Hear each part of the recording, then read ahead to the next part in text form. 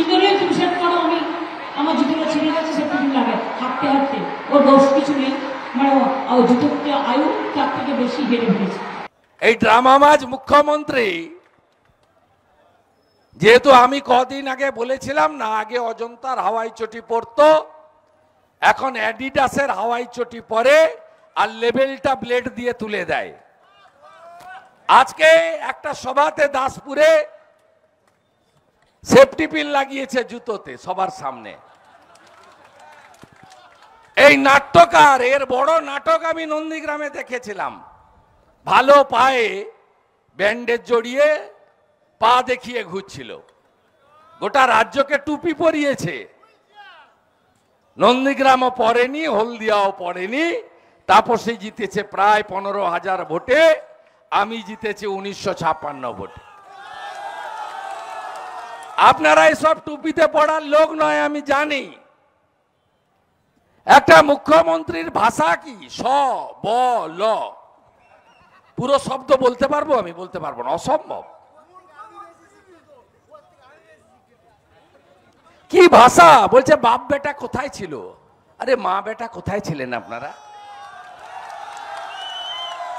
আপনার আলালের দুলাল 2011 সালে 21শে জুলাই দিল্লি থেকে নেমেছে।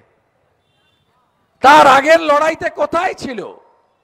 আর নন্দীগ্রামের ইতিহাস, তার উত্তর 21 সালে নন্দীগ্রামের জনগণ দিয়ে দিয়েছে, আবার 25 তারিখে দিয়ে দেবে।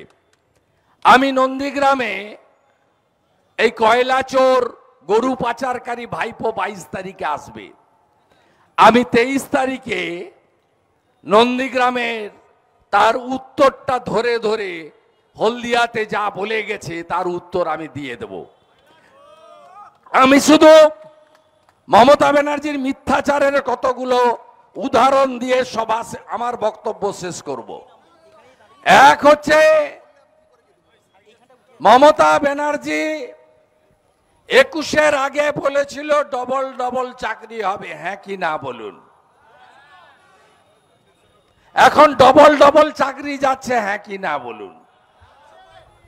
মমতা ব্যানার্জি তার দলের যে 21 সালের প্রার্থী, যার মারা যাওয়ার বয়স হয়নি, অকালে মারা গেছেন স্বপন নস্কর, রাজনৈতিক বিরোধ থাকতে পারে, তার এইচএফসির মাঠ যেখানে তিনি ক্ষুদিরাম মেলা করেন, সেই মাঠে কালকে এসেছিলেন।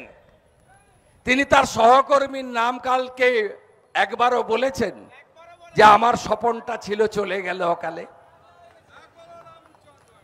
কি ধরনের মানুষ শুধু লক্ষ্য করুন। এত ক্রোধ, প্রতিহিংসা আমার উপরে, কারণটা কি জানেন? কারণটা হচ্ছে যত দিন বাঁচবে কানের কাছে বাজবে, হেরেছি হেরেছি হেরেছি। 1956 জ্বালা, এ জ্বালা মেটার নয়।